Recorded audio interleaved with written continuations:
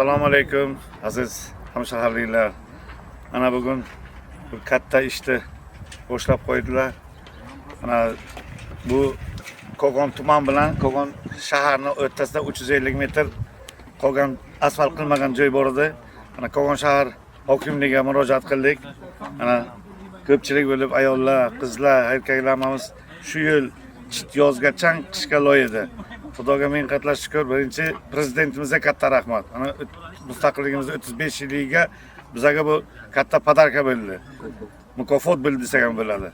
Nasib bo'lsa ishlaringizga omad, Kogon shahar hokimligiga, yo'lchilarga, Kogon shahar obodonlashtirishga hammalaringizga kattadan katta rahmat. Katta savob ishga qildingizlar. Biz hammamiz chin yurakdan minnatdor biza. Yo'l qurish, ko'prik qurish bu eng yaxshi nimalar ishlarimizdan bittasi shu. Savob ishlar. Xalqimiz nomidan, o'zimiz nomidan tashakkurlarni bildiramiz.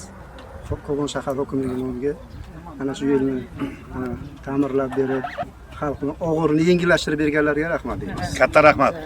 Yana bir bor.